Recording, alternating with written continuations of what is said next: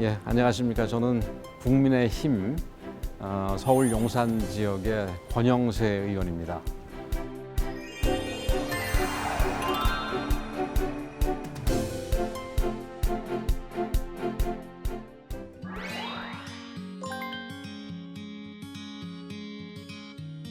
저는 책을 참 좀 즐겨 읽는 편입니다. 요즘도 그러니까 아무래도 뭐 정치인 특히 국회에 들어오면은 많이 바쁘지 않습니까? 그래서 책을 읽을 시간이 많지는 않은데 그 틈나는 대로 읽으려고 노력을 하고 있습니다. 요즘에는 레닌의 어떤 성장기부터 시작해서 막 그 공산주의 막시즘에 물들어가지고 공산주의 운동을 이제 시작하는 그 뭐 스위스하고 뭐 영국하고 독일하고 이런 데서 다니면서 이제 운동을 하는 건데 그걸 보면서 역시 그 사람의 나중에 그 이 전성기 혹은 한참 활동할 때의 모습들은 성장기와 매우 관련이 깊구나 이런 생각을 했고, 그리고 공산주의가 지금 우리 사회에 좌경화가 많이 문제가 되는데 이 레닌이 초기에 공산주의 내부에서 파벌 싸움한 내용을 보면은 사람들이 공산주의의 실체를 좀 알 수 있지 않을까 이런 생각에서 이게 좀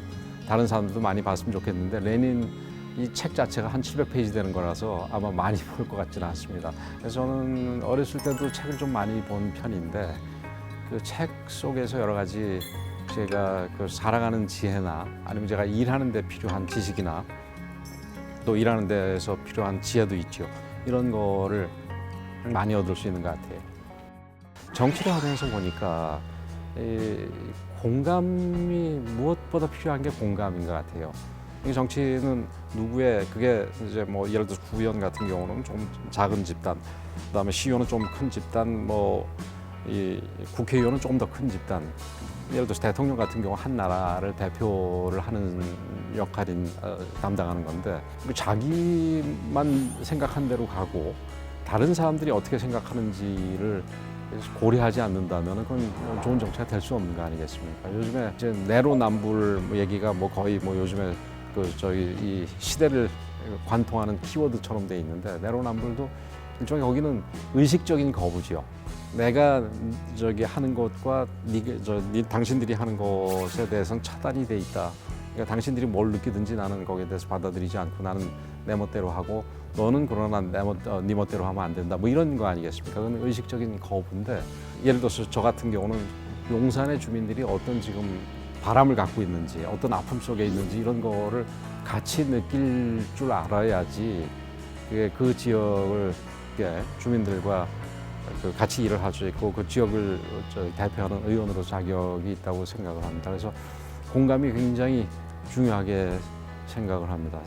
공정은 사실은 그게 이 해석하기가 따라서는 여러 가지 의미를 가질 수가 있는데, 이 공평하게 배분한다라는 의미도 있고, 그 다음에 정의 일반을 그 얘기를 할 수 있다고 생각을 합니다. 그러니까 정의의 상당 부분을 하고 포함을 하거나 겹치거나 이렇게 생각을 하는데, 로마 사람이죠. 키케로라는 사람으로 제가 기억을 하는데, 그 사람이 그러니까 공정 또는 정의에 대해서 이렇게 얘기했습니다. 각자에게 그의 것을 주는 게 정의고 공정이다 이렇게 얘기를 했습니다. 그러니까 각자가 받아 마땅한 거를 그러니까 그 사람들한테 나눠주는 게 이제 공정이고 정의가 되겠지요. 우리 사회에서 지금은 이제 그런 모습들이 잘 안 보이는 거지요. 그러니까 이 정부 내지는 그 뭐 다른 게 우리나라뿐만이 아니라 그러니까 좌파 정부들, 뭐 소위 진보와 좌파를 표방하는 정부들이 사실은 평등에 대해서 굉장히 중요시하게 생각을 하고 공정에 대해서 중요시하게 생각을 하는데, 경제적인 측면에서만 보더라도 지금 우리 사회에는 이 양극화가 굉장히 심각한 상황 아닙니까? 아예 자본주의를 유지하면서 이 양극화를 해소할 수는 없다. 우리 좌파나 그러니까 진보들의 이 탓이 아니라 기본적으로 그 자본주의가 유지되는 한 이 공정이나 이 평등은 잘 있을 수가 없다. 이런 이제 생각들도 많이 있는 것 같아요. 경제적으로 보더라도 이게 그 사람들이 받아 마땅한 그의 몫을 가지게 하는 거가 그러니까 공정이고, 공정이라는 키워드 내지는 가치를 실현해 나가는 게 어느 나라든 정치인뿐만이 아니라 뭐 관료, 지식인, 그 사회 뭐 주도층들 이런 사람들이 노력을 해야 될 이 책무, 의무다 이렇게 생각을 합니다.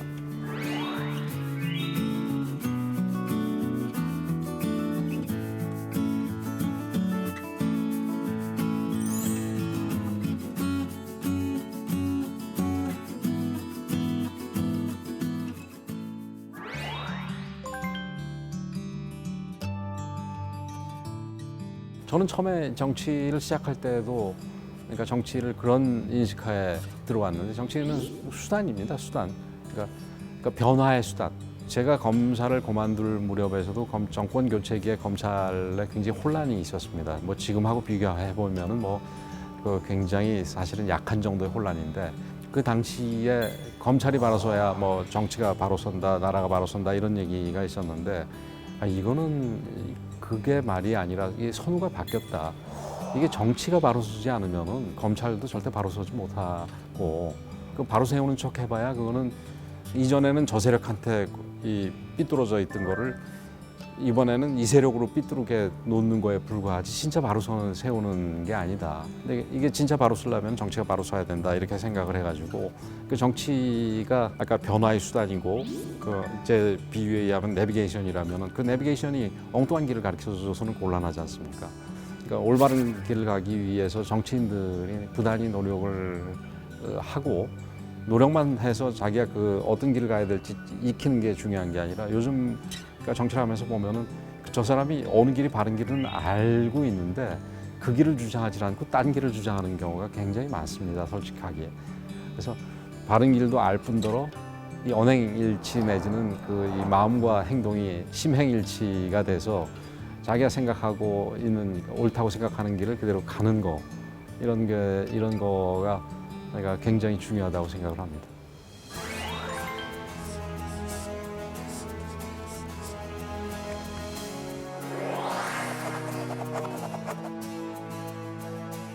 정치를 해오면서 민생과 직결된 분야에서 일을 많이 하진 않았습니다.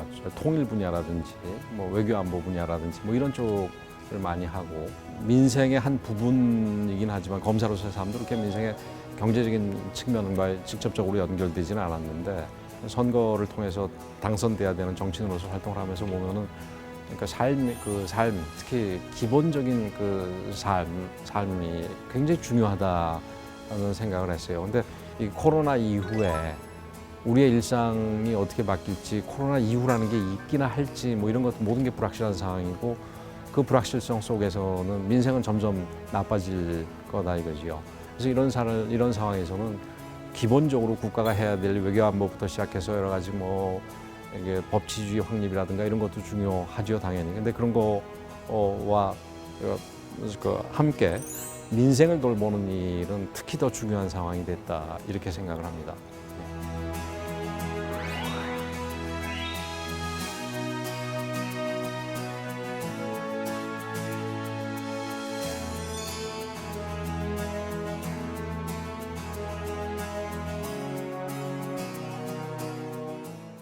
예, 이렇게 얘기를 하고 싶습니다. 그동안 수고했어요.